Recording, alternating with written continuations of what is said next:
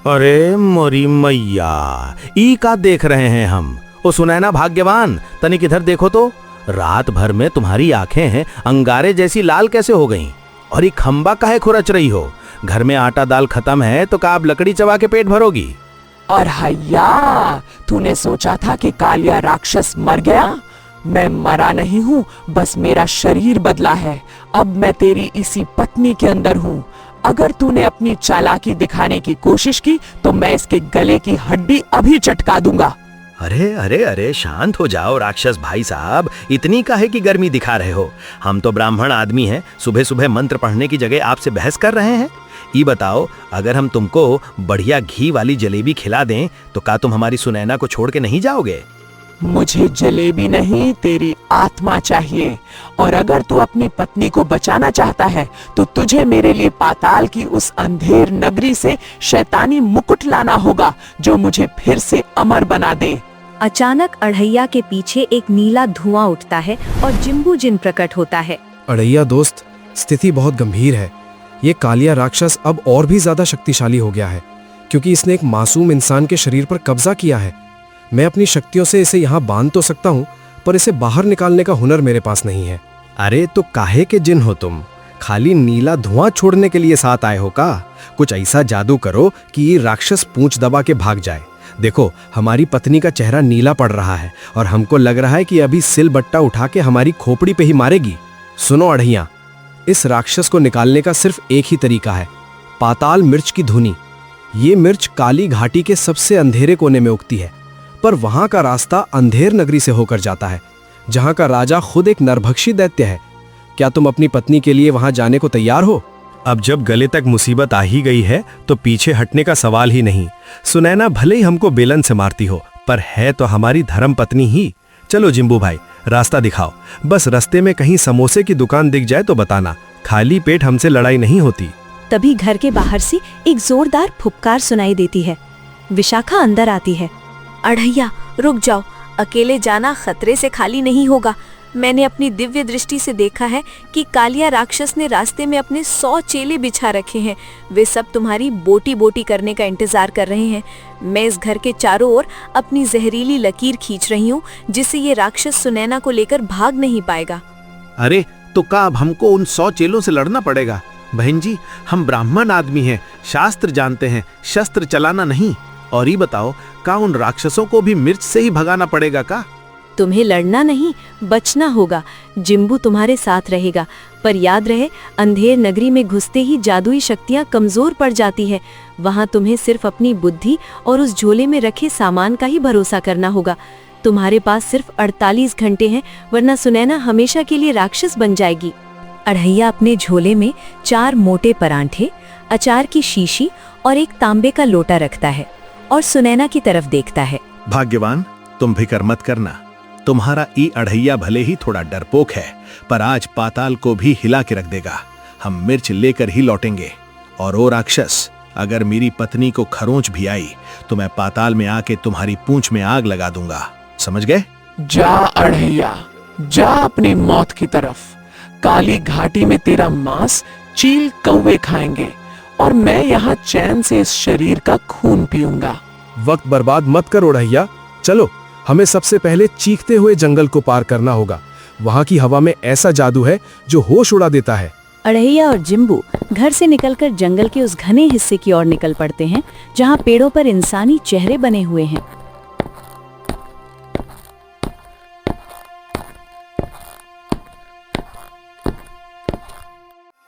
हर पेड़ कराह रहा है और रो रहा है।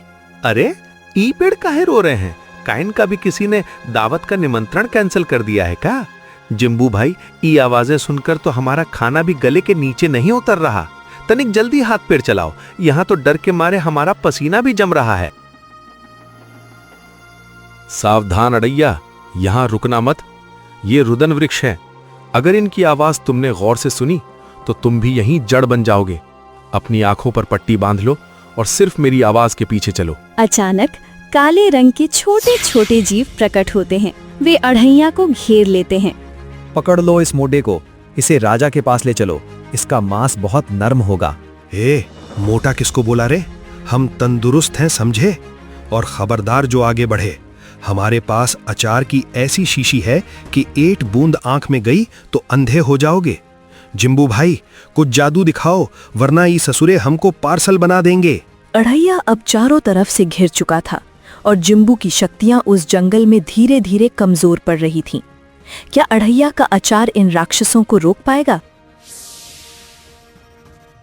इंसान, तूने मेरे इलाके की शांति भंग की है। इन रुदन वृक्षों का संगीत सुनने की सजा सिर्फ मौत है। बोल, पहले तेरी कौन सी टांग चबाऊं? अरे अरे, तनिक ठहरो महाराज, ये टांग वांग चबाने की बात बाद में करना। पहले ये बताओ कि तुमको चश्मा कौन से नंबर का लगता है? 10 आंखें हैं तुम्हारी, अगर एक में भी मोतियाबिंद हो गया तो लाइन लग जाएगी डॉक्टरों की। और वैसे भी हम ब्राह्मण आदमी हैं, हमको खाओगे तो पेट में ऐसी गैस बनेगी कि तुम्हारी 10 आंखों से आंसू निकल आएंगे। तू मरने वाला है और तुझे मेरी आंखों की फिक्र है। तू डरा हुआ क्यों नहीं है? डरे तो हम तब थे जब हमारी पत्नी ने बेलन उठाया था। तुम तो बस डरावने दिखते हो, वो तो साक्षात चंडी बन जाती है। अढ़ैया, संभल के, इसकी 10 आंखों में एक साथ वार करना होगा, वरना ये हमें नहीं छोड़ेगा।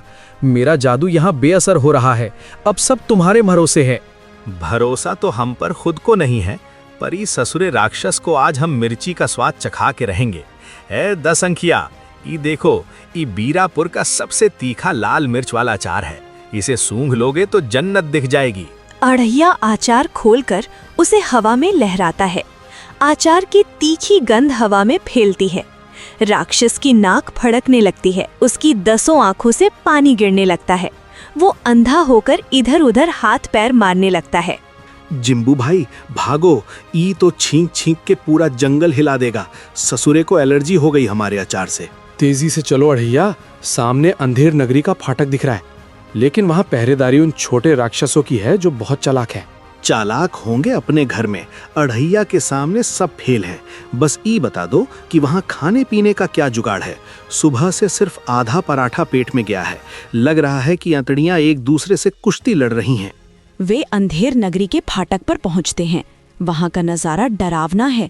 आसमान काला है और बिजली कड़क रही है। फाटक पर 2 बौने राक्षस बैठे हुए हैं। देख, एक नया शिकार आया है। ये तो काफी हट्टा कट्टा है।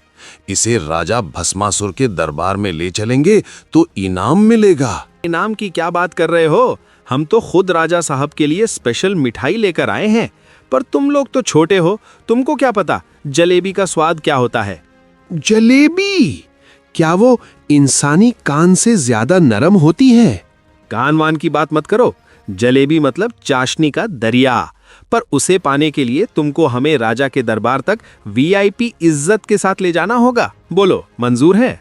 बौने राक्षस अढ़ैया और जिम्बू को दरबार की ओर ले जाते हैं। अढ़ैया, राजा भस्मासुर जिसे छू लेता है वो राख बन जाता है, उससे मिर्च कैसे मांगोगे? जिम्बू भाई, जब तक पेट में जान है तब तक अढ़ैया महान है। भस्मासुर को हम राख नहीं बल्कि हम उसे राख का पाउडर बनाकर बेच देंगे। तुम बस देखते जाओ। हम ब्राह्मण आदमी हैं, दान लेना जानते हैं, और इस बार दान में उसकी मिर्च ही लेंगे। वे राजा भस्मासुर के दरबार में पहुंचते हैं। राजा एक ऊंचे सिंहासन पर बैठा है। कौन है ये गुस्ताख इंसान और इसके साथ ये कैद किया हुआ जिन क्या कर रहा है? मेरी नगरी में आने का मतलब है राख बनना। प्रणाम महाराज, हम बीरापुर के वर्ल्ड फेमस हलवाई के दूत हैं।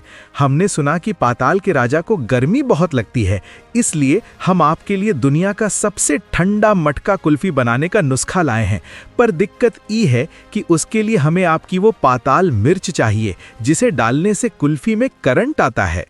मूर्ख, पाताल मिर्च मेरी नगरी का सबसे बड़ा हथियार है। उसे कोई इंसान नहीं छू सकता। तू अभी इसी वक्त भस्म होगा। भस्मासुर अधिया को मारने के लिए खड़ा हो जाता है। दरबार में सन्नाटा छा जाता है। जिम्बू अपनी शक्तियां समेटने की कोशिश करता है। जैसे ही भस्मासुर का हाथ अढ़ैया के सिर के करीब पहुंचता है, अढ़ैया फुर्ती से अपना तांबे का लोटा आगे कर देता है। लोटे से एक तेज नीली रोशनी निकलती है जो भस्मासुर के हाथ की गर्मी को सोख लेती है। ठहरो महाराज, अगर हमें मार दिया तो कुल्फी का आखिरी सीक्रेट कौन बताएगा? और देखिए, आपका हाथ ठंडा हो रहा है। ये जादुई लोटा है। ये क्या चमत्कार है।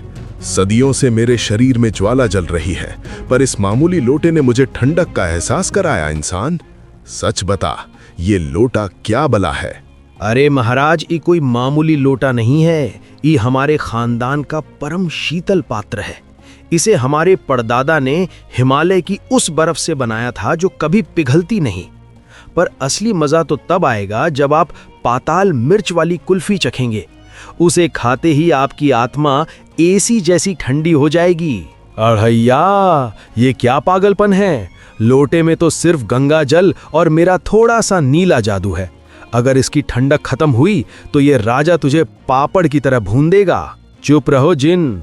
ब्राह्मण का दिमाग जब चलता है तो यमराज को भी भैंसे से उतार देता है। तुम बस देखते जाओ। भस्मासुर लालच में आ जाता है, उसे गर्मी से छुटकारा चाहिए। ठीक है, अगर तूने मुझे वो कुल्फी खिला दी तो मैं तुझे पाताल मिर्च का बगीचा दे दूंगा। पर अगर तू नाकाम रहा तो मैं तुझे अपनी इसी भट्टी में जिंदा पकाऊंगा। सैनिकों, इसे मेरी शाही रसोई में ले जाओ। रसोई? अरे वाह, ये तो हमरे मन की बात हो गई महाराज। बस थोड़ी सामग्री लगेगी, ठंडा दूध, थोड़ा शहद और आपकी वो खौफनाक मिर्च। और हाँ, रसोई में कोई झांकेगा नहीं, वरना कुल्फी का सीक्रेट गुपचुप हो जाएगा। अढ़ैया, अब क्या करोगे? यहाँ दूध कहाँ है और शहद कहाँ है? यहाँ तो सिर्फ लावे की नदियां बह रही हैं। अरे जिम्बू भाई, तुम भी ना। जब रसोइया ब्राह्मण हो तो पत्थर से भी घी निकाल लेता है। ये देखो, यहाँ नील कमल का रस रखा है जो दूध जैसा सफेद है। और शहद की जगह हम गुफा वाले पिशाच का वो बचा हुआ गुड़ इस्तेमाल करेंगे जो मेरे झोले में चिपक गया था। पर मिर्च, वो तो राजा के खजाने में है। वही तो असली खेल है।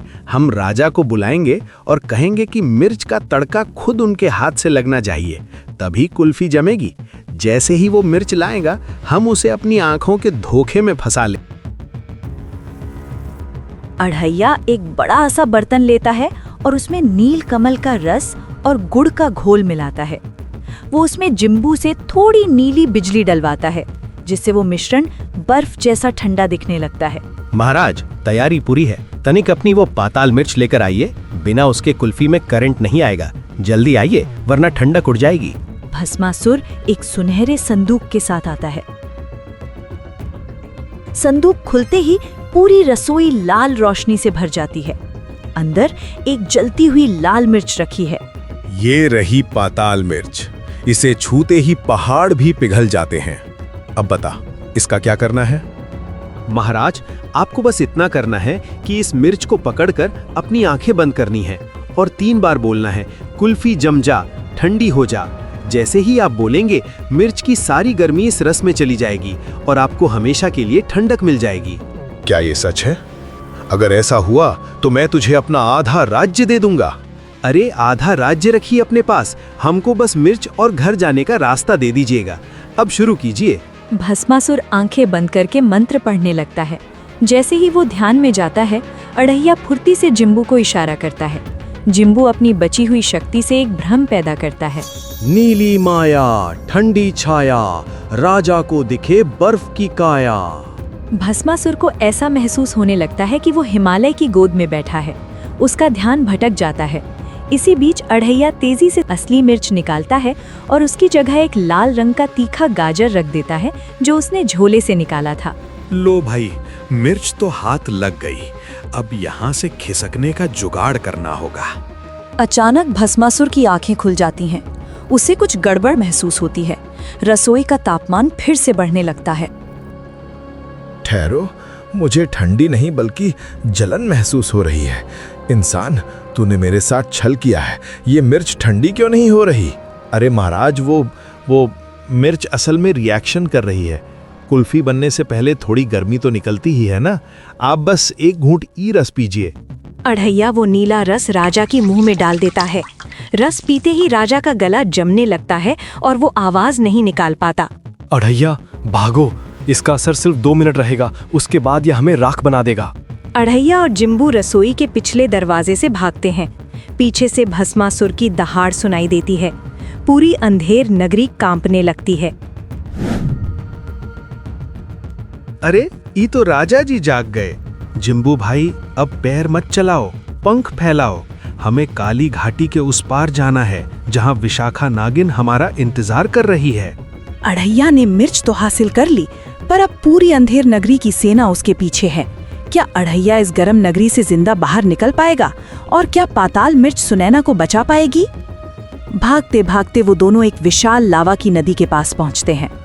सामने एक विशाल लावा की नदी है और पीछे से भस्मासुर के सैनिक आ रहे हैं। अरे दादा रे, ये तो रास्ता ही खत्म हो गया। अब क्या करे? पुल तो है नहीं, काब तैर के जाना पड़ेगा। लावा में तो हमारा पकौड़ा बन जाएगा। आगे आग का दरिया है और पीछे साक्षात यमराज के चेले।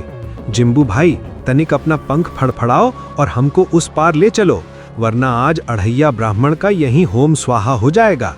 अढ़ैया दोस्त, भस्मासुर की नगरी की गर्मी ने मेरी सारी शक्ति सोख ली है। मैं खुद को हवा में मुश्किल से रोक पा रहा हूँ। तुम्हें उठाना नामुमकिन है। हमें कोई और रास्ता ढूंढना होगा। रास्ता कहाँ ढूंढे? चारों तरफ तो पत्थर पिघल रहे हैं। अगर आज हम बच गए तो कसम गंगा मैया की कभी दावत के लालच में घर से बाहर नहीं निकलेंगे। अरे ई का है? पानी वाले मगरमच्छ तो सुने थे, ई तो आग में तैरने वाले मकोड़े कहाँ से आ गए? जिम्बू भाई, ई तो हमारी तरफ ही देख रहे हैं, जैसे हम कोई शाही पनीर का टुकड़ा हो। ये लावा मगर है अढ़ैया, ये सिर्फ हड्डी और मांस पहचानते हैं। अगर हमने पुल नहीं बनाया तो ये हमें खींच लेंगे। पीछे से भस्मासुर के सैनिक पहुंच जाते हैं।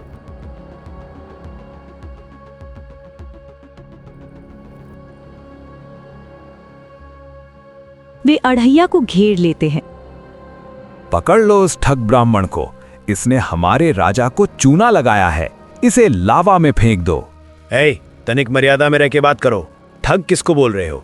हमने तो राजा साहब को मुफ्त में कुल्फी पिलाई है, और अगर हमको हाथ लगाया तो याद रखना, हम विशाखा नागिन के भाई हैं। एक फूंक मारेगी तो तुम्हारी पूरी नगरी ठंडी पड़ जाएगी। यहाँ कोई नागिन नहीं आएगी, ये पाताल का नरक है। जैसे ही सैनिक अढ़ैया की ओर बढ़ते हैं, अचानक बिजली कड़कती है और लावा की नदी के बीचों बीच एक विशालकाय सुनहरी रोशनी निकलती है और विशाखा अपने प्रचंड रूप में प्रकट होती है। किसने कहा कि यहाँ कोई नहीं आएगा? मेरे भाई अढ़ैया पर हाथ उठाने से पहले तुम्हें विशाखा की जहरीली फुफकार से गुजरना होगा।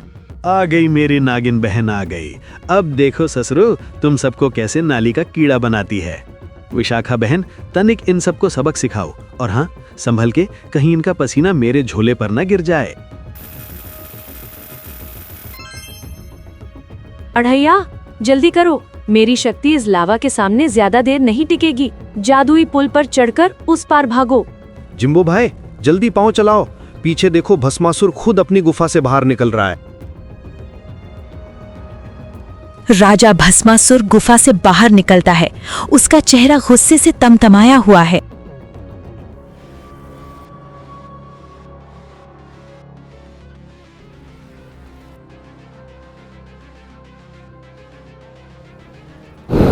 वो अपनी हथेली से आग का एक विशाल गोला अढ़ैया की तरफ फेंकता है।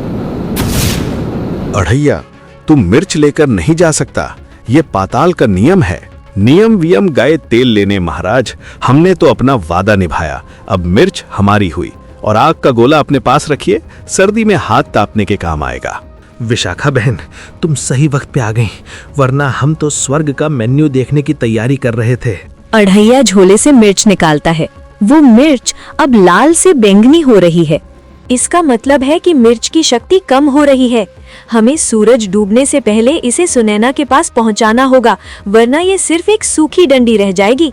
सामने मायावी गुफा है, वही घर पहुंचने का सबसे छोटा रास्ता है। तो फिर देर किस बात की, चलो। वैसे भी यहाँ के फल देख के हमारे पेट में फिर से चूहे कुश्ती लड़ने लगे हैं। जिम्बू भाई, एक दो फल तोड़ लो, रास्ते में नाश्ता करेंगे।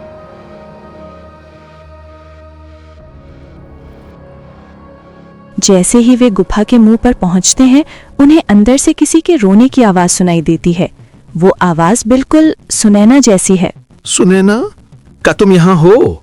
भाग्यवान, डरो मत, हम आ गए। रुको अढ़ैया, अपने जज्बातों को काबू में रखो। ये भ्रम का जाल है।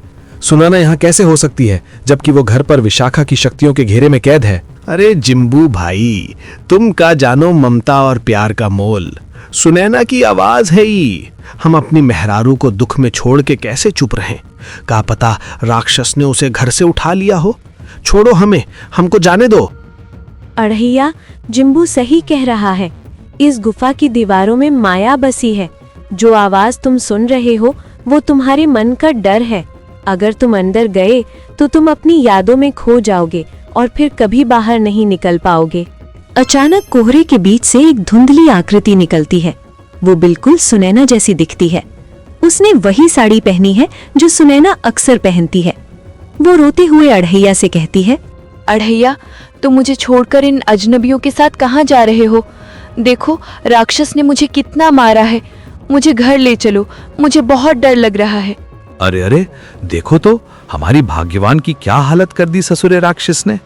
विशाखा बहन, अब तो तुम भी देख रही हो, ये माया नहीं, ये तो साक्षात हमारी सुनैना खड़ी है। ओ भाग्यवान, रो मत, तुम्हारा अड़हिया आ गया है। अब तुमको कोई हाथ भी नहीं लगाएगा। अड़हिया उस आकृति की तरफ बढ़ने लगता है। जिम्बू उसे रोकने के लिए अपनी नीली रोशनी का घेरा बनाता है, पर अड़हिया उसे पार कर जाता है। जैसे ही अड़हिया उस आकृति के पास पहुंचता है, पर अचानक अड़हिया रुक जाता है। ठहरो, तनिक एक बात बताओ भाग्यवान, आज सुबह तुमने नाश्ते में क्या बनाया था? वो मैंने आलू के परांठे बनाए थे। पकड़े गए ससुरे। हमारी सुनैना ने तो सुबह चूल्हा ही नहीं जलाया था, क्योंकि घर में चीनी का एक दाना नहीं था। और सबसे बड़ी बात, हमारी सुनैना जब रोती है तो सबसे पहले हमसे लड्डू की फरमाइश करती है, ताकि उसका मन बहल जाए। तुमने तो लड्डू का नाम ही नहीं लिया। तुम सुनैना नहीं, तुम तो कोई मूर्ख भूत हो। जैसे ही अड़हिया ये बोलता है, वो आकृति एक डरावने धुएं में बदल जाती है और एक अजीब सा हंसता हुआ चेहरा सामने आता है। ये माया राक्षस है। चालाक ब्राह्मण, तूने मेरे जाल को पहचान लिया, पर इस गुफा से निकलने का रास्ता मेरी लाश से होकर जाता है। यहाँ तेरी मिर्च भी काम नहीं आएगी। अरे मिर्च काम आए ना आए, पर ये ब्राह्मण का दिमाग और अचार का तीखापन जरूर काम आएगा। जिम्बू भाई, अब देर मत करो, तनिक अपनी वो नीली वाली चिंगारी छोड़ो, हम इसे धुएं का स्वाद चखाते हैं। जिम्बू अपनी बची कुची शक्ति से एक तेज रोशनी पैदा करता है, जिससे गुफा का अंधेरा दूर हो जाता है। माया राक्षस रोशनी से डरकर पीछे हटता है। शाबाश अड़हिया, पर देखो, हमें यहाँ से सीधे तुम्हारे घर उड़कर जाना होगा। यहाँ गुफा के बाहर मेरी शक्तियाँ वापस आ गई हैं। अड़हिया, मेरी पीठ पर बैठो। विशाखा, तुम रास्ता साफ करो। अड़हिया उसकी गर्दन पकड़कर बैठ जाता है। विशाखा अपनी पूंछ से बादलों को चीरते हुए आगे बढ़ती है। अरे दादा रे, ये तो हवाई जहाज जैसा लग रहा है। जिम्बू भाई, तनिक धीरे चलो, कहीं हमारा झोला नीचे न गिर जाए। और देखो, नीचे हमारा गांव दिख रहा है।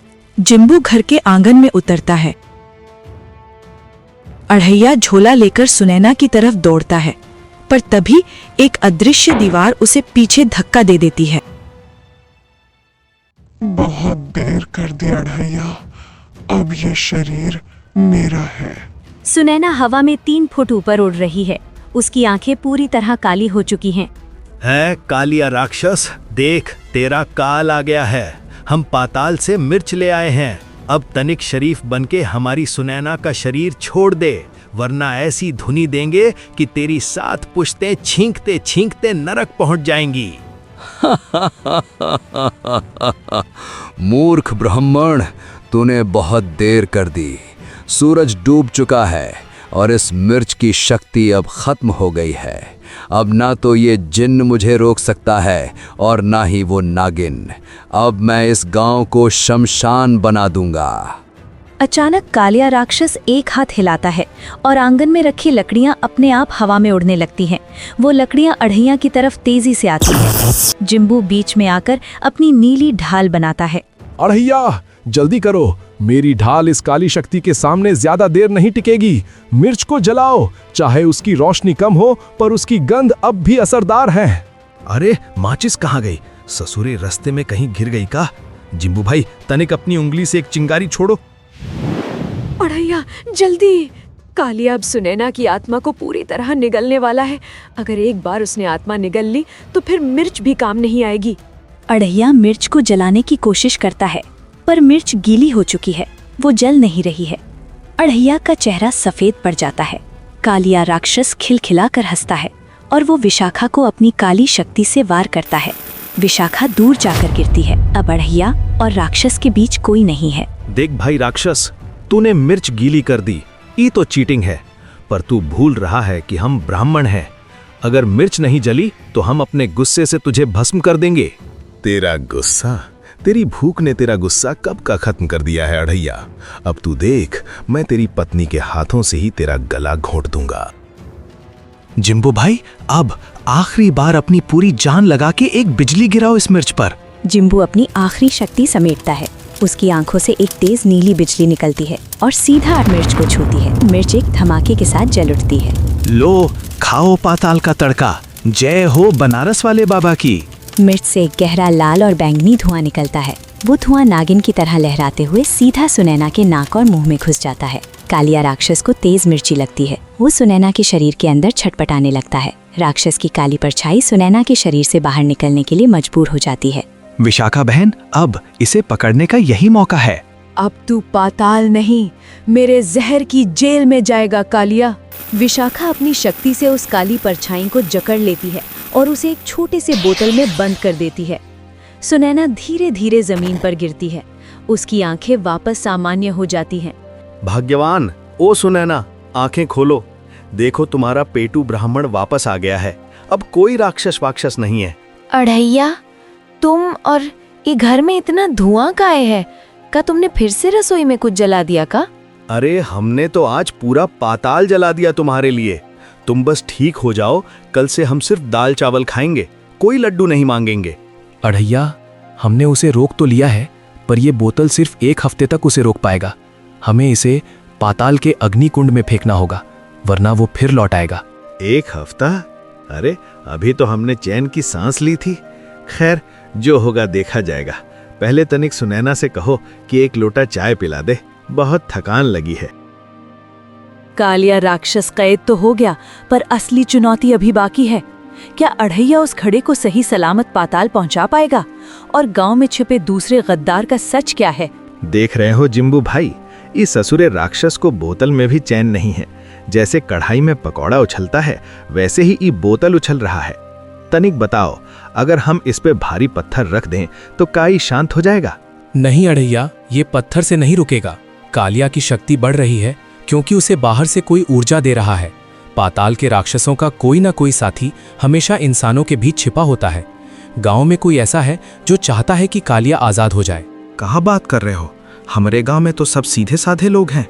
सिर्फ वो रामू काका थोड़े कंजूस हैं और मुखिया जी थोड़े गुस्सैल, पर गद्दार नहीं, ये बात पच नहीं रही है। तभी घर के बाहर शोर सुनाई देता है। गांव के मुखिया और कुछ लोग लाठियां लेकर अड़हिया के घर में घुस आते हैं। उनके चेहरे पर गुस्सा और डर है। मुखिया के पीछे खड़ा एक दुबला पतला आदमी, जिसका नाम बदलू है, अड़हिया की तरफ इशारा करता है। अड़हिया, हमने सुना है कि तूने अपने घर में किसी शैतान को कैद कर रखा है।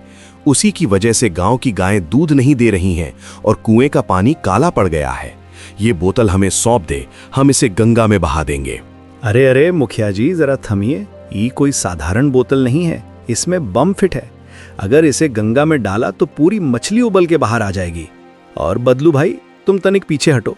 तुम्हारे मुंह से सड़ी हुई मछली जैसी बदबू आ रही है, जैसे तुम अभी अभी पाताल से आए हो।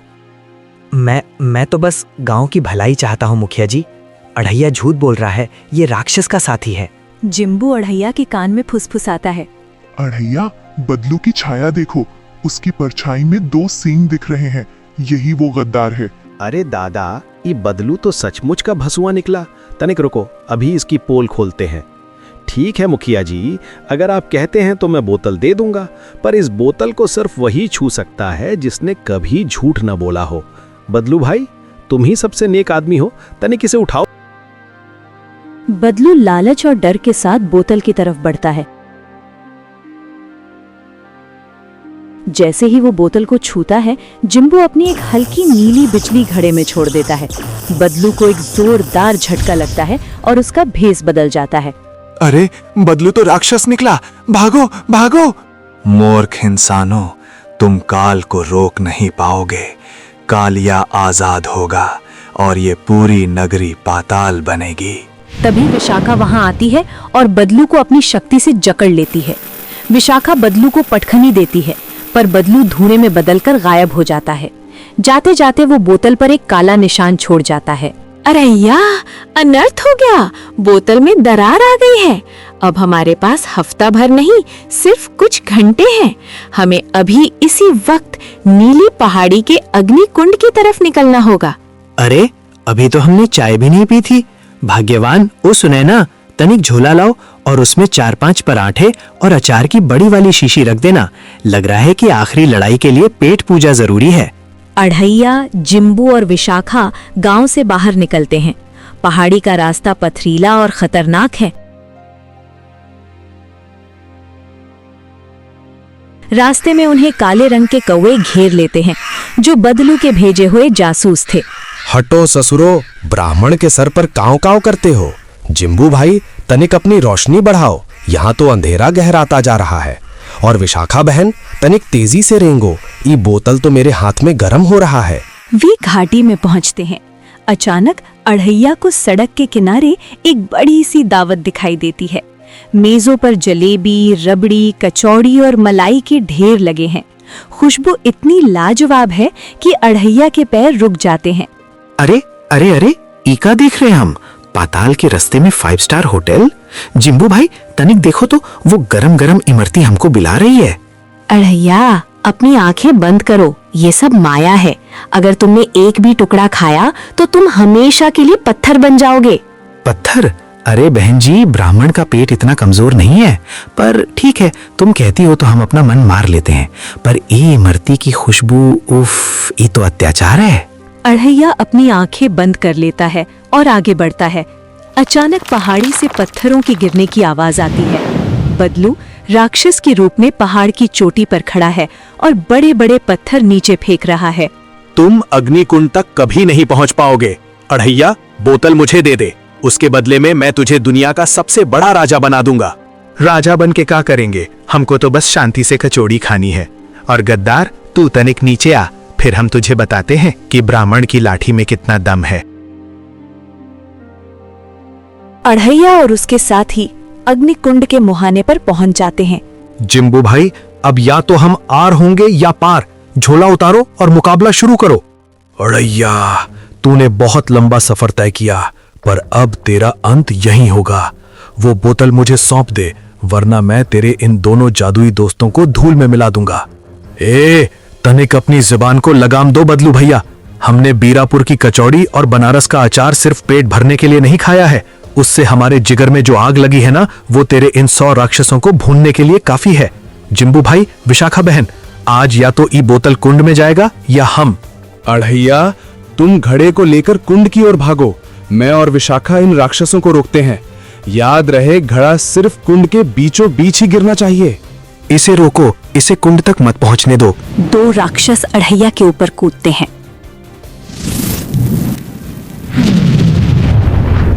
अढ़ैया कुंड के बिल्कुल किनारे पहुंच जाता है, पर तभी बदलू उड़कर उसके सामने आ जाता है और उसके हाथ पर वार करता है।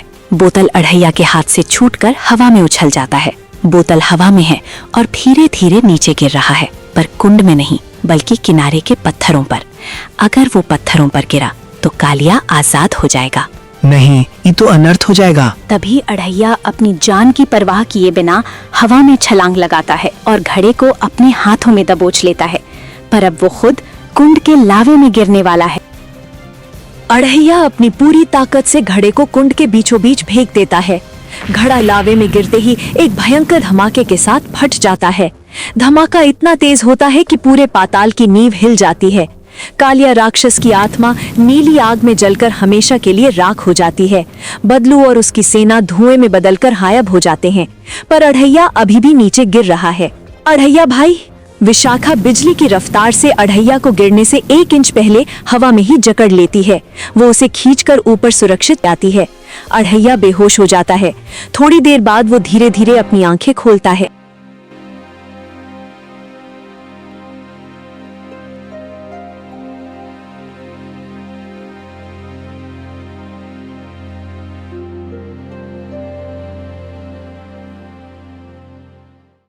आ गए तुम? सुना है तुमने कोई बड़ा कारनामा किया है। कारनामा? अरे हमने तो पूरे पाताल की छुट्टी कर दी।